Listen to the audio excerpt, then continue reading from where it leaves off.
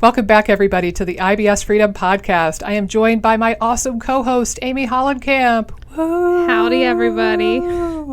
And we are doing a deep dive on a couple of my favorite SIBO root causes this time. So first off, Amy, I know you had a massage, so you are feeling hunky-dory and excited to talk about SIBO root causes.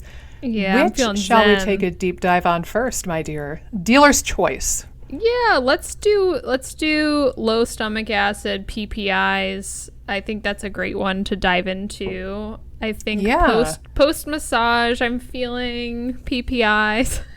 Okay, PPIs and low stomach acid. Yeah.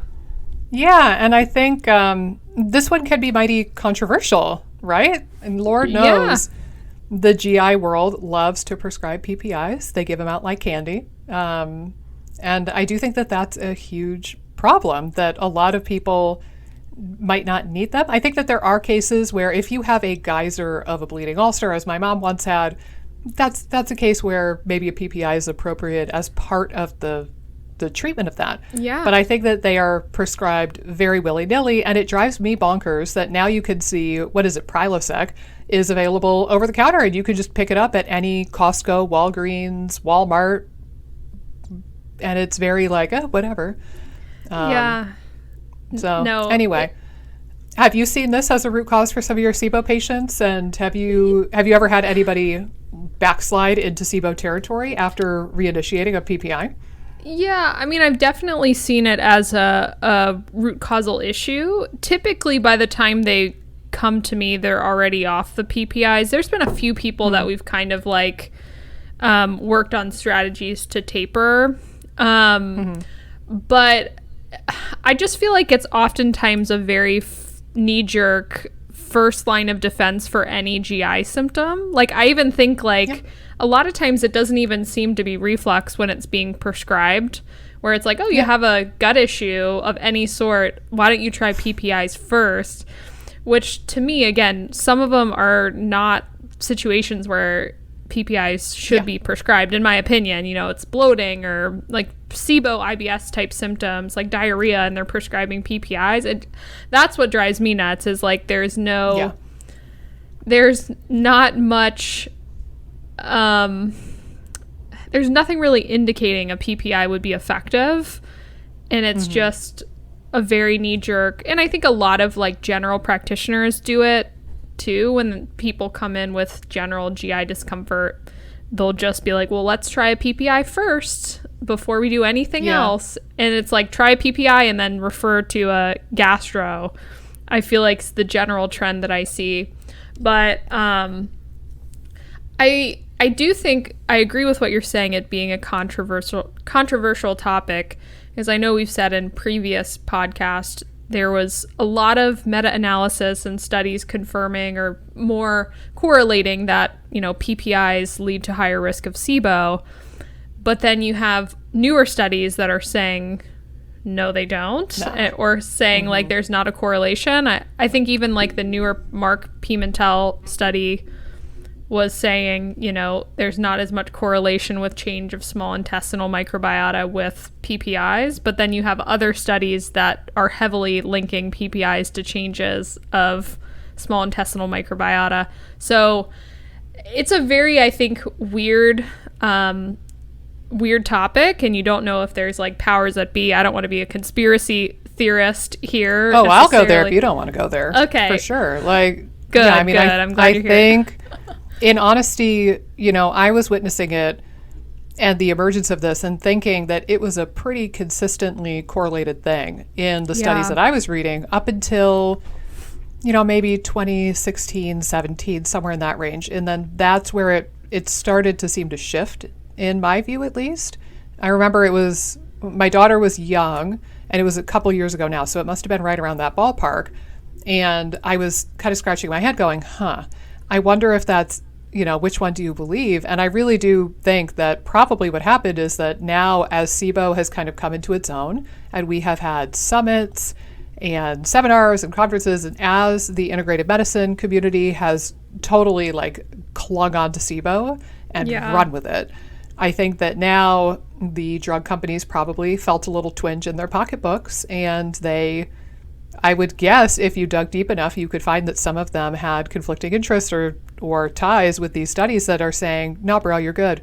Because that does seem to be the consistent, the consistent theme in more recent studies is, nah, you're good. Keep taking the PPI.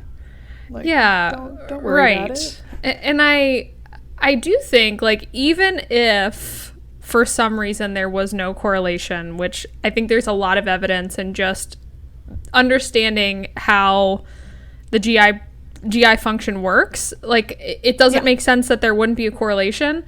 But even if, let's say that there isn't a higher risk of SIBO taking PPIs, there's still tons of reasons not to take PPIs as well. Totally. So I feel like there's this kind of attitude too, where it's like, oh, these PPIs are totally fine now, like, to take for people with SIBO, like, go for it. But then it's like, okay, you might not get SIBO, but you might get all these nutrient deficiencies, higher risk of infections, like all these other issues that come along with PPIs. Like, it's not optimal to be on PPIs long term, regardless of it if it's correlated to SIBO or not.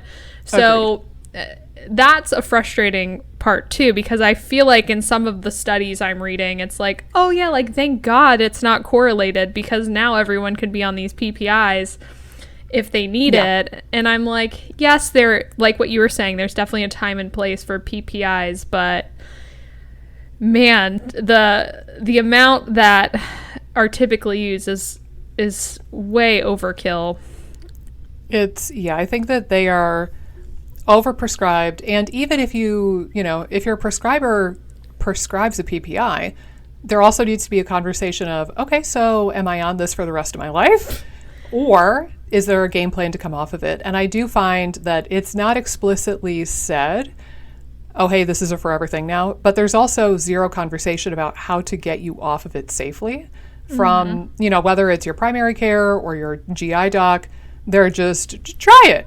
And then when those patients, approach them again, say, cool, doc, well, it is helping and I've been on it for X amount of time. Now what do I do? I feel like the medical community kind of goes, just stay on it. Yeah. And again, like, in my mind, I'm always like going to the ridiculous scenario of, okay, if you have a 30-year-old who's on a PPI, is she going to stay on that until she's 98? Like, is that the goal here? Because if you're not having a conversation of some sort of strategy to get off of it, then that's kind of the implication that that person's going to be on it until the day they die, which is preposterous. Right. And I think that, they're overprescribed and overutilized in general. And this is something that I feel like is very risky to be over the counter. Meanwhile, I'm going to get a soapbox. Meanwhile, lactulose is a prescription in the United States. And it's like the safest thing ever. It's just a prebiotic. Yeah. I would have all my patients taking lactulose if I had it my way for the prebiotic potential of it. And I would be using it left and right if it was over the counter. But no, we're in America and we can't have nice things. Meanwhile, we have to get a damn prescription, and I have to have conversations with GI docs and primary care doctors to prescribe lactulose for a damn breath test or as a prebiotic. But you can just walk into any Costco and get Nexium. I'm like, how did this ever compute to anyone? It has to be money. That's all I have to say. It has to be the money. And I really, truly believe in my heart of hearts that this is a true SIBO root cause, to the point where I have questions about it on all of my paperwork for all new patients. I've talked about it on my online class quite a bit. And I pulled up a couple of example studies just to kind of get the conversation going even more. So for example, there was a nice study.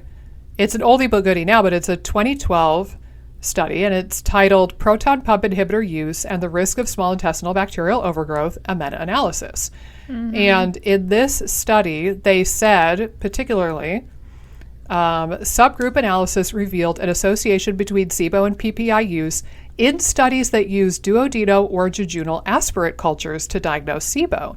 But no relationship was found between SIBO and PPI use in studies that used glucose hydrogen breath tests.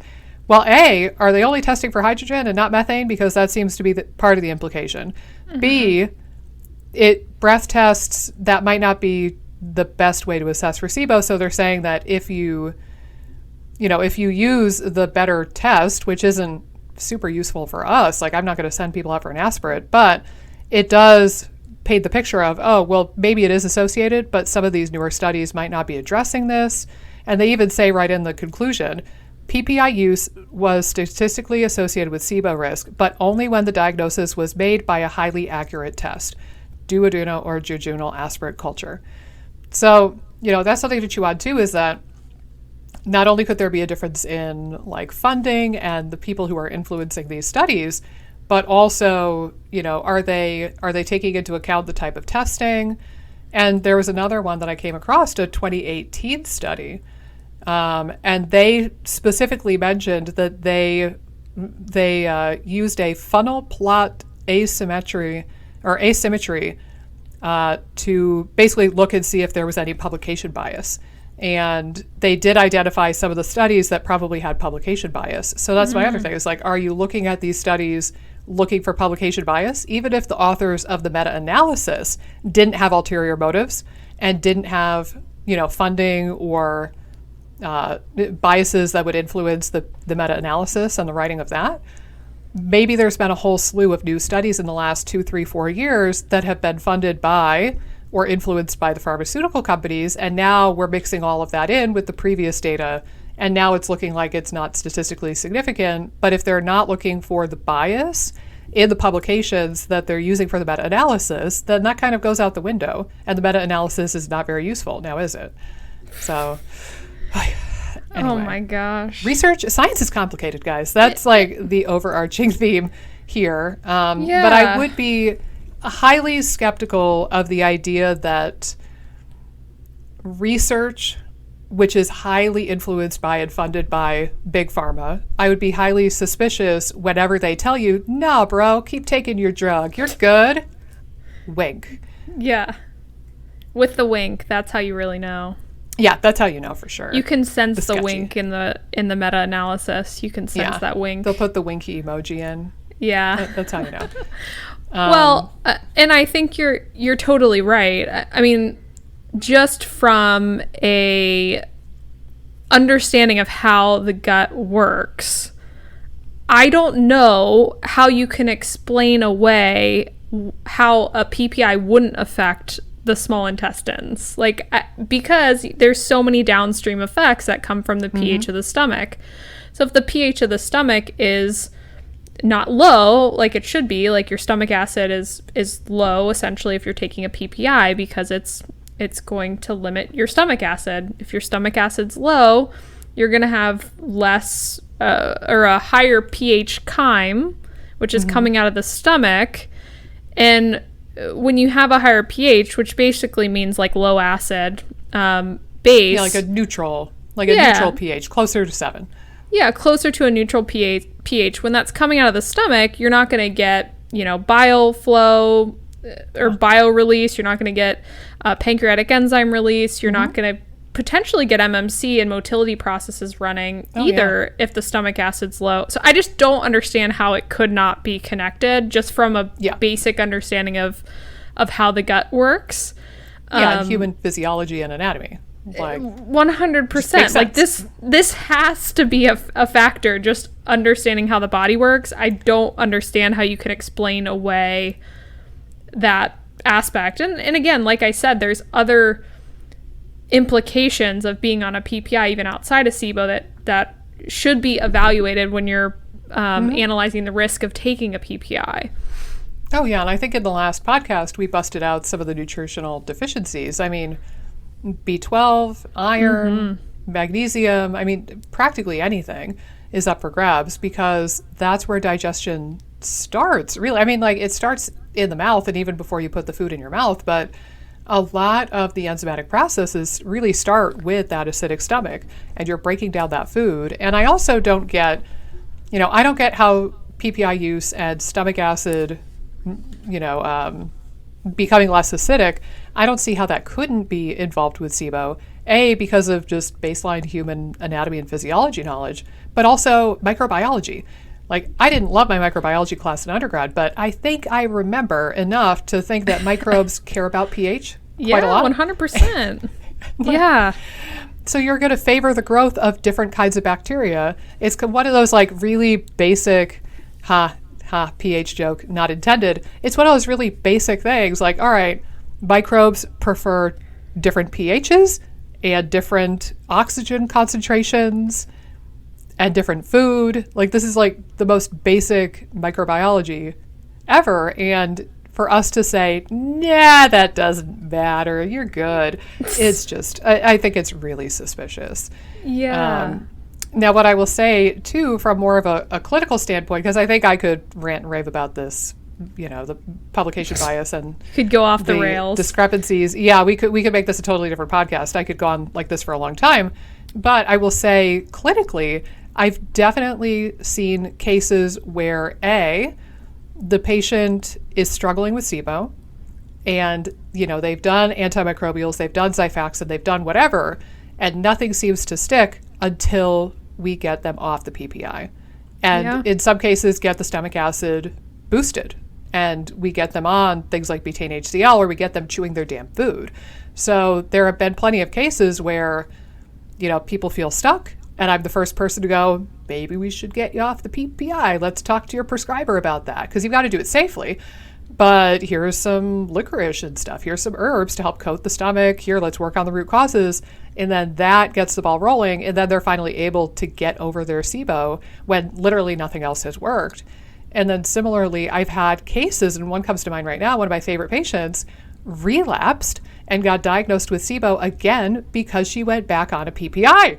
And I was like wanting to shake her through the telephone when I saw her on my schedule. I was like, and I could call her because I would tell her this to her face. I'm like, Suzanne, why are you calling me? Why are we on the phone right now? And she's like, oh, Dr. D, I got diagnosed with SIBO again, and I'm constipated. The methane's back. I'm like, but what's been going on? And she happened to mention, 2, 3, 4 months prior to calling me, she got some reflux. She went to her GI doctor. They prescribed a PPI. She was on it for about 2 months. Boom, the SIBO came back.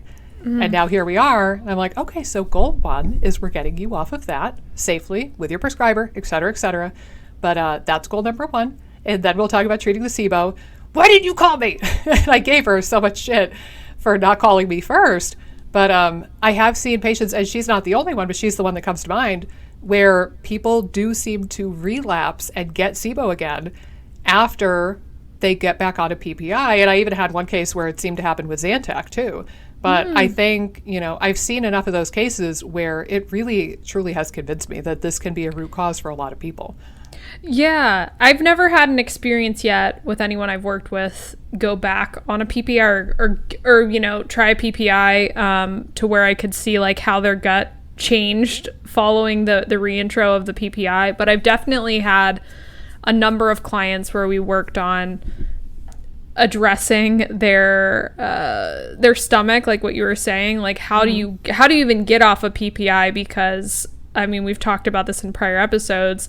The whole stomach physiology, the cells change. They get huge to overcome the PPI to try to get you acid. So your body's basically fighting the PPIs when you're on them and trying to create a lot of acid.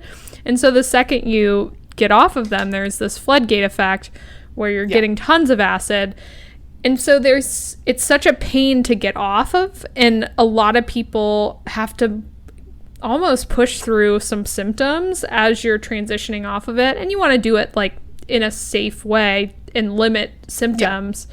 But it can be a little bit challenging. And I think that, doing things that coat the stomach and things like DGL and those sorts of things that can help, provide some mucosa support for the stomach and just sort of help with inflammation are important as you're considering some strategies to help you get off of a PPI.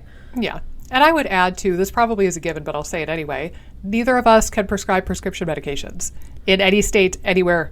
So if you're listening to this and you're like, oh, Dr. Daneza is telling me to get off the PPI, cool. I'm not your doctor, first of all. And B, even if I was your doctor, I can't prescribe shit. So I'm not telling you to go off your PPI. But what we are talking about is, at least have that open dialogue with your provider, work with somebody who knows what they're doing. I've helped people in the process many times before, but there's always, always, always an open dialogue with the prescriber, and we talk to them and we make sure that they are on board and they know. And I think that's really key, because if you have a setback or you have some rebound reflux or something goes wrong and then you need a scope, heaven forbid, you don't want to go with your tail between your legs to your GI doctor and then confess, oh, I've been trying to get off my PPI for the last 2 months and then I effed up my stomach. You want them to know what you've been up to so that they're not flabbergasted if, heaven forbid, the worst thing happens. So, I would say we're not telling you to go off your PPIs as of yet.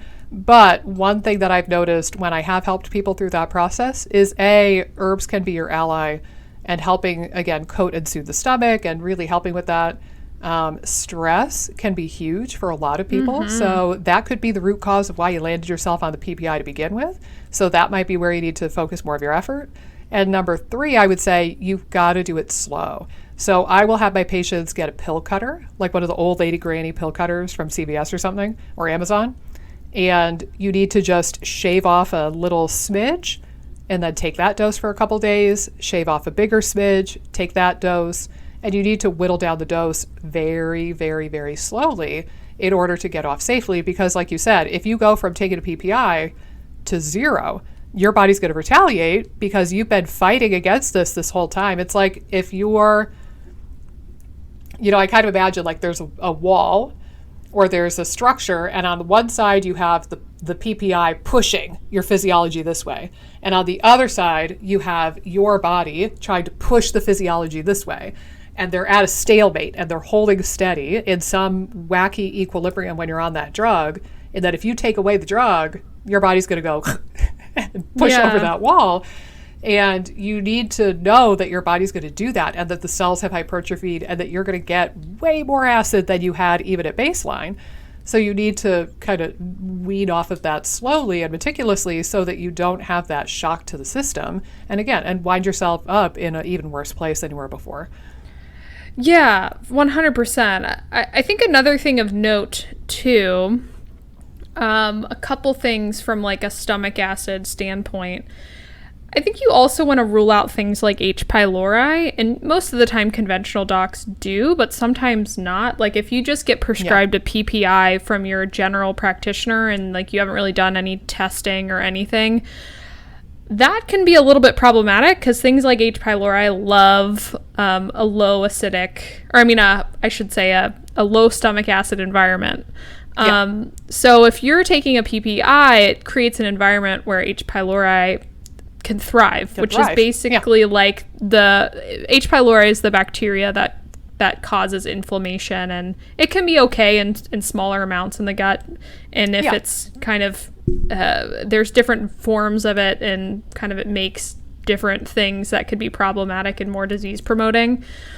But I think that with the H. pylori, it's really something to rule out before going on PPIs, in my opinion. And I think the only other point that goes along with the stress piece is like the vagus nerve. Doing work with the vagus nerve can be really helpful with stomach acid. So doing vagal exercises is super critical. I almost think like, again, there's some things you can take to sort of help with stomach acid. I tend to think that like things like HCl, it depends on the person if it's helpful. Again, if there's inflammation, it might not be the best option. But I think a lot of things like what you're saying, stress management, doing stuff to coat the stomach, and doing like some vagal exercises are all great ways to boost stomach acid without doing anything that might be irritating. Yeah. And really, you can't get better than free or cheap. So how much does it cost to chew your dang food? It costs precisely $0.00. So just chew your food. Or, and I've really hammered this home with my online course more recently too, where it's like, yes, you could theoretically Band-Aid stuff with Butane HCl. And you can get by, and that's been borderline miraculous for some of my patients.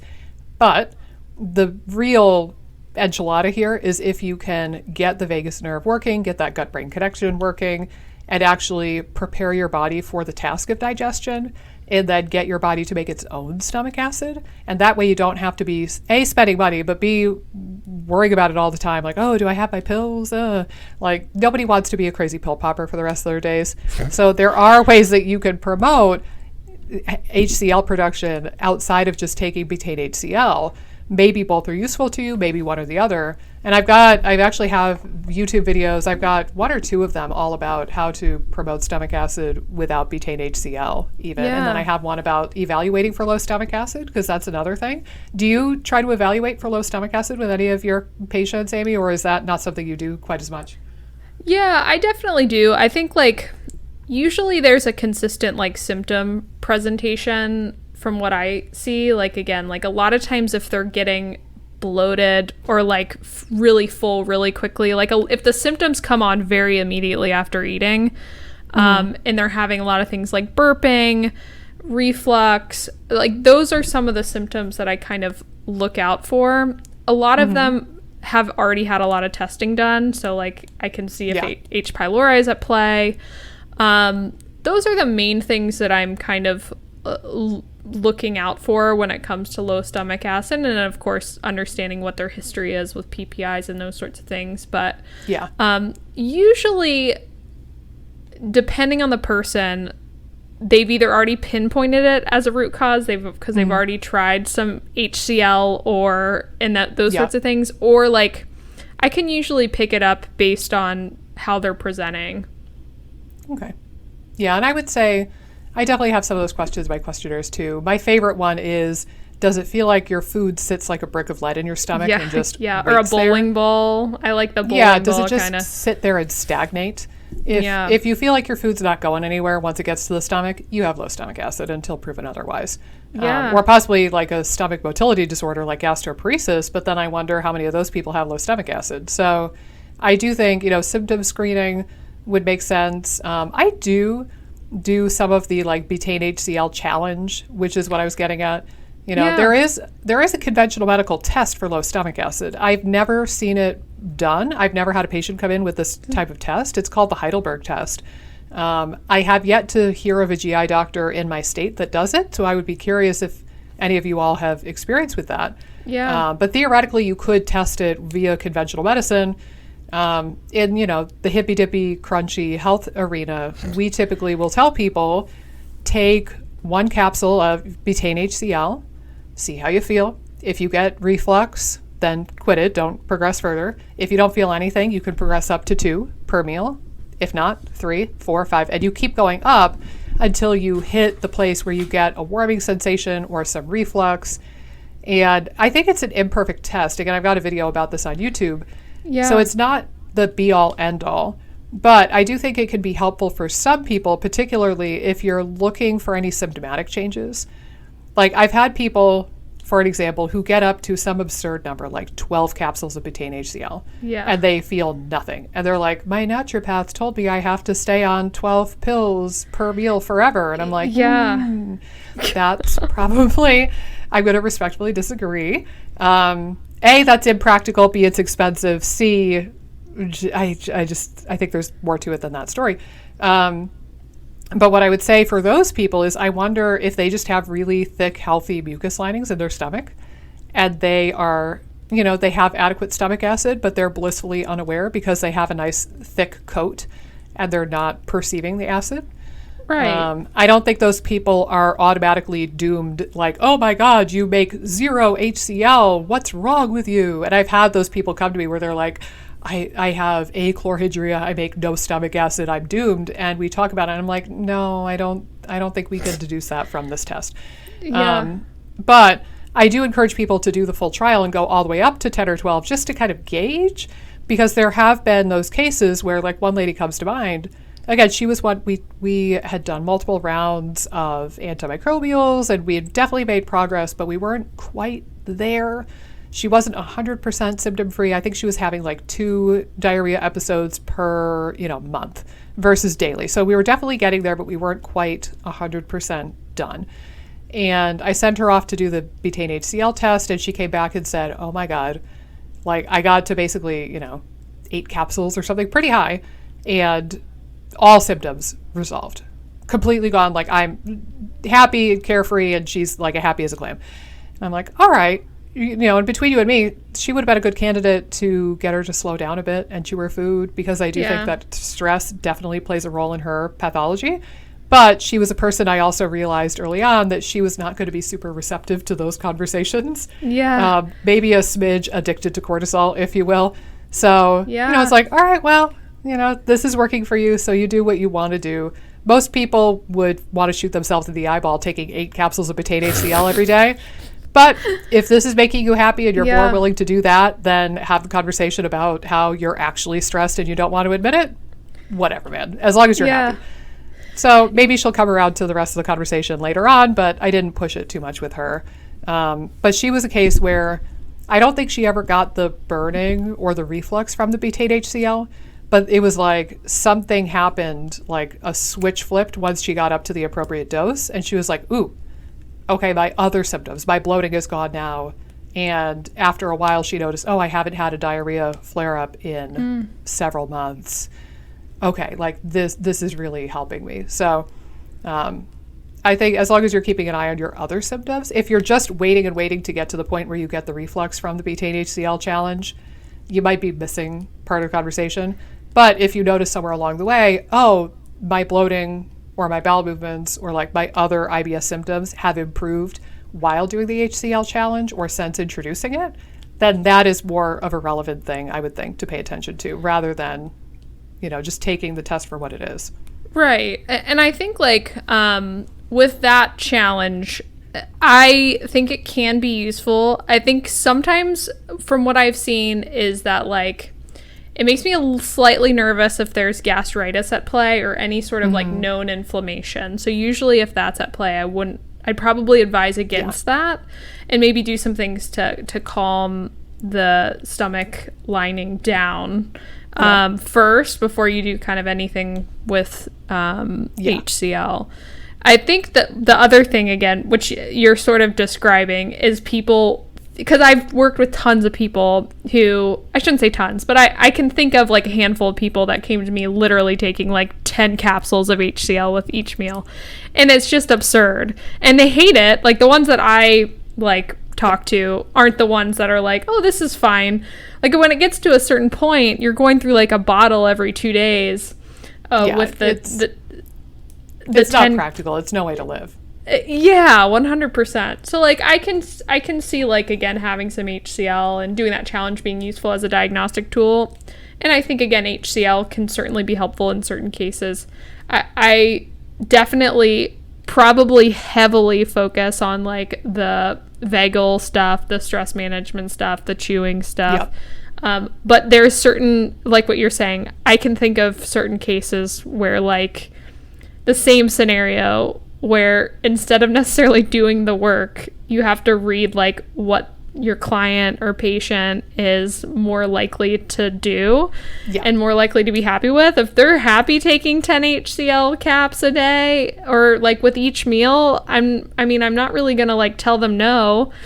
But yeah, I think it's not a root cause. It's not a root causal approach to stomach acid, but it can help support stomach acid, and it can also be a good diagnostic tool, as you were saying. Yeah, I think it in her case, it was definitely inching her closer to where she needed to be. And I think, again, I don't know how many of these people you've interacted with, but I've definitely seen my fair share of people where I kind of zoom out and I go, oh, you for whatever reason, you're kind of addicted to your own stress, or you really, there's some element of stress that you can't acknowledge that you're actually stressed, or you can't let go of that. And I think that that's kind of the American affliction. Again, I think that we are taught from a very young age in our society that it's admirable and it's desirable to push through and pull yourself up by your bootstraps and take all of your stress and just ball it up and shove it down and lock it away and never acknowledge it. And, I think in the ideal world, if I had it my way, I would talk to every single patient about that, and we would kind of do therapy sessions in addition to the stuff that I already work with them on. And some people are very receptive to that. And I send 90% of my patients, I send them the holistic psychologist, her stuff on YouTube and Instagram. And I'm like, here, you can learn from her, because I'm not a therapist. Because I think it's super valuable.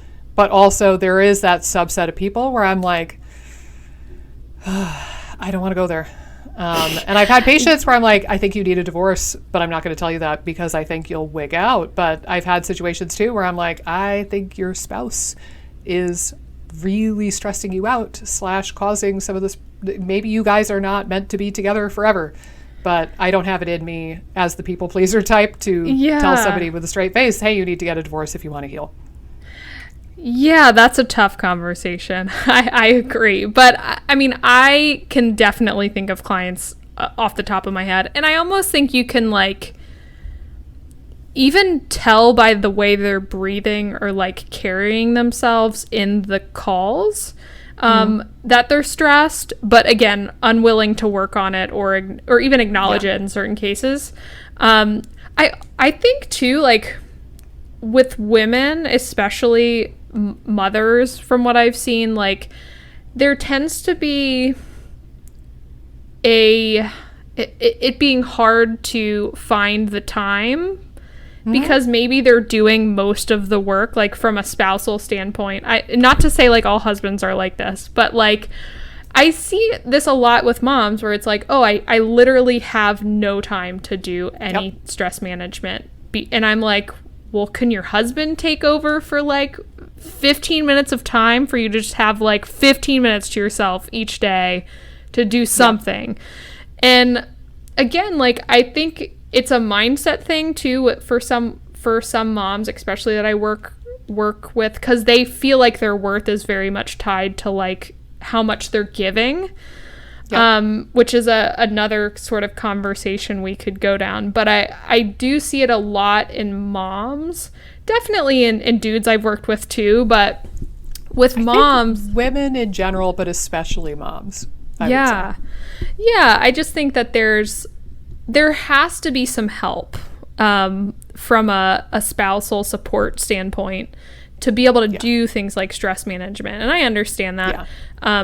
But sometimes I feel like there's an unwillingness to have the conversation with the spouse, which again, like is not really like something I like pressing of like, well, why don't you get your husband to like take care of this for like 15 minutes and just you have like some time carved out.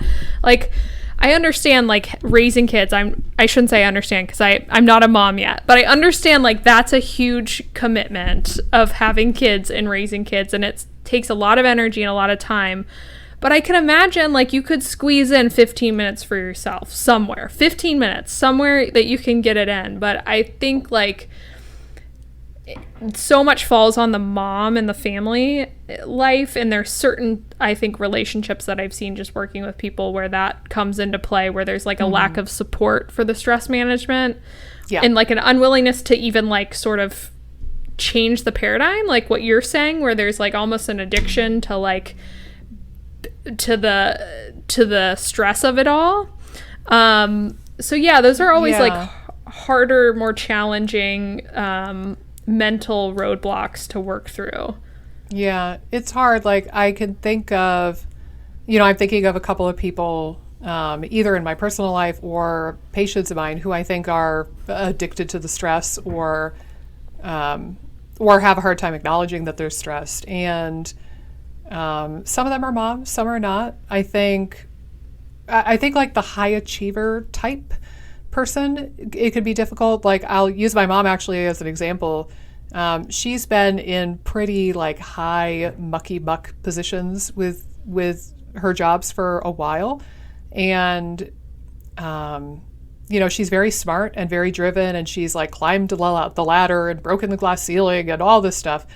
And I've noticed with her, she'll go through these phases where, she'll be like more proactive with her health and taking care of herself and eating right and exercising and like making time for play.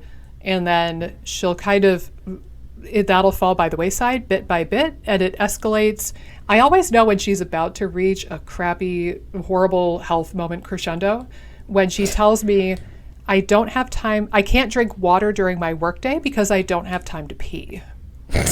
That is where I go, pardon? Oh. Because that is like the most dysfunctional thing I've ever heard in my entire life. If you can't carve out 5 minutes to pee, like things need to change in a big way. And then, of course, before that comes, I don't have time to eat lunch. Yeah. But then the next step is I don't have time to drink water because I don't have time to pee. And, you know, like with my mom as an example, now this is complicated by NSAIDs and other stuff, but she gave herself what the ER doctor called a geyser of a bleeding ulcer, and she almost bled to death from that ulcer very quickly. And, you know, that was like the peak of one kind of shitty crescendo in 2015. And then she came off of that and took better care of herself for a little while. And then it ramped up on her again. And I've seen this pattern with her enough times that I'm like, I don't know what it is. Like, she's a very like high achieving, high earning, high mucky muck person, very important person in her work. But also, you know, if you die, the people who are going to care about it are like me and your granddaughter, not your employer. I mean, they'll care about it for like 5 milliseconds and then life will go on.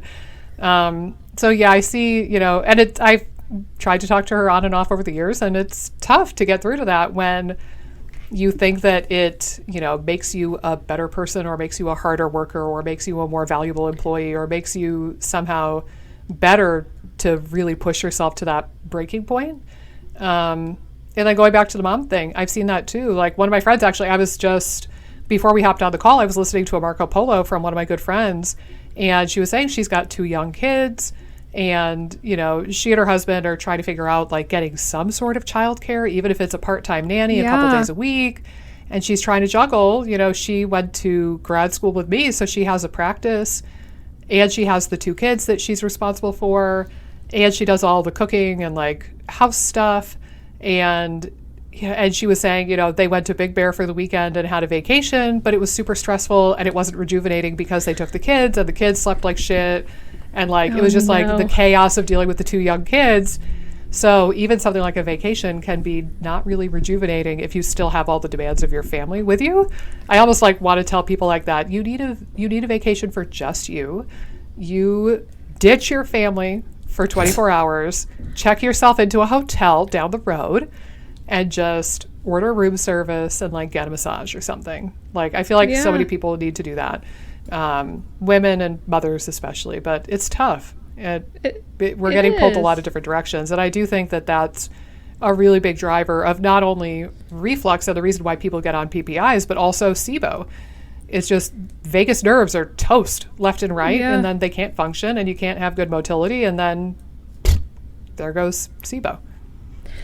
Yeah, no, totally. It's funny because my mom's a very probably similar type to your mom. So like I've definitely like seen her go the whole day eating like a bird, and then like being like, Mom, have you like eaten today? And she's like, well, I had like maybe like a Coke or something at this time. Like, you know, she just like kind of eating like a little, sweetie. Yeah, and she like, again, like what you're saying, might go through periods where she's a little better, like asking me like, is this good to eat? Like, what should I do here? But like, there's such a, and I think in her case, like, so she runs her own business too, and she just can kind of get wrapped up in stuff at certain points in time. But I think it's hard because like there's, and this gets like very philosophical, but it's hard to like separate I think for the women's side of things is like there's just from a cultural standpoint, it feels like women are still sort of responsible for the housing tasks and the care of the kids tasks, like more so than men. But then we're also working. So it's like juggling that we have to be everything to everyone is really challenging. And again, I haven't necessarily like entered the having kids realm. My husband, again, is like a clean freak, so he does like all the cleaning and like is now doing cooking, which is exciting. But like I'm like, well, I guess like we're covering that base. And he just like, he's very particular. So like I'm the messy one. Our husbands would get along. Okay. My husband also has to do a lot of the cleaning because he's very particular. Yeah, exactly. But yeah, I think like there has to be a balance, and it's so hard to strike a balance when you have too many plates spinning at one time. Yeah. And I could go on a whole nother rant about. Well, we have to do another podcast on stress for sure. Oh, we're going to do numerous, I'm sure. But I think even, not to get political, but even just like where we're at least in America, where we're at with our society and our economy and our political environment, where, back in the day, like in the 1940s and 50s, a family could get by on one income, and you could have one spouse truly dedicated to managing the home realm and the kids, and it was not as much pressure. But like, for example, with my friend as an example, like she is working and she has gigantic student loans from grad school like I do, and she's working and trying to have that balance because now there's this pressure that both spouses have to work, and sometimes they have multiple jobs, and sometimes they have, higher degrees or very expensive student loans, and there's this pressure where very frequently you need to have two jobs to sustain a household. And then you kind of are left struggling like, oh, well, and what do we do with the kids? Yeah. And it's like you need a third spouse. It's like we need some weird system in place where like everybody has like one clone or another, or like a third spouse, like a weird third wheel situation where you need somebody to manage the household stuff and the kids and that department. But it's hard to juggle because it's not like many people have the liberty of saying, sweetheart, should just one of us have a job and the other one stay home? That's a great idea, sweetheart. Mwah. Yeah. Like, so many people don't have that option because it's just not viable in American 2020. So I will just leave it at that. I won't make this a political podcast, but I think that it was a different world when, the 1950s housewife was managing the home and didn't have to work. And it's no wonder why all of these women and all of these moms are like stressed up to here, because there's so much pressure to earn and pay back giant student loans and try to keep up with things. Yeah, like trying to do all that while also being the mom and the homemaker, and like it's kind of huge in and of itself. Like child rearing is no joke. Yeah, for sure. No, totally. So yeah, it's crazy. I hope that, again, like I kind of see some of that shifting, like there's certain ideas floating around, but I think all the COVID stuff is making things a lot worse because like the kids are being sort of, if the kids are at home, usually the moms then, like, I think more often than not, the mom's taking care of the kids, and so like the responsibility falls on the moms. Yeah. So there's just a whole nother layer that I'm just like, oh, this is hard. I think COVID again is the worst for numerous reasons. Yes, COVID's the worst. That's a good way to end it. COVID's the worst. Yep. 2020 is not the best in general. For once in my life, I'll be willing to say sayonara. Although, in retrospect, there have been some silver linings to 2020 for me, at least. Like starting this podcast with you has been very wonderful. So, on that note, I think we could probably wrap up the stomach acid conversation. So, in summary, there's some evidence that suggests that this is a big deal. And if you're on a PPI or even something like Zantac, or hell, like I've even had patients who were told, just chew on a couple of tubs every day for your calcium supplement. Mm-hmm. And even that makes me go, oh, that's probably a bad idea. Actually, that was one thing. I know we said we were done, but clearly we're not. That was another thing. Recently, my mother, who has had SIBO before and has had all sorts of wacko health stuff before, I went over to her house and she had the chewable chocolate flavored Tums, and I saw them on her counter at some point. I was like, what are these? And my cousin goes, oh, those are your mom's new calcium supplements. I was like, no! Oh my God. Jesus. And I went out to the back deck and I'm like, no. I'm surprised you didn't flush them. Just about. She was like, but they taste good. I'm like, I'm sure they do. And they're also going to give you SIBO again. So quit it. Yeah. So yes, even my madre has been known to do that. But I've had patients likewise who are told by well-intentioned doctors. Just chew a couple of Tums every day for your calcium so your bones don't get all brittle. And, you have osteoporosis, so just pop a couple Tums. And they do that for years and years and years. And I'm like, all right, that's one of the first things to go. Let's get you on a different calcium supplement, or let's get it from food, whatever it might be for the individual. But this is not cool. This can't happen because you're mucking with your pH and your stomach acid. Yeah. But anyway, it would have been sad if I didn't mention the Tums, because I think it's probably a lesser offender than PPIs. It's like, I think PPIs have the strongest evidence and the most likelihood to cause SIBO. Then probably, Zantac and the H2 blockers are somewhere in between. Tums, it's probably a minor thing, but I'm not willing to take that risk. Yeah. And I still talk about it with my patients. And then, I don't know. Alkaline water probably is not doing too much damage, but that's another topic for another day, probably. Yeah.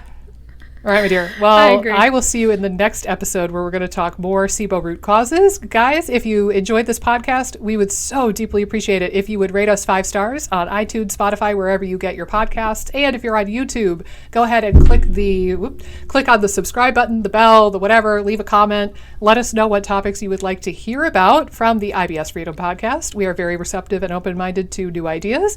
And if you enjoyed it, share with all your friends. We are so excited to be doing this podcast.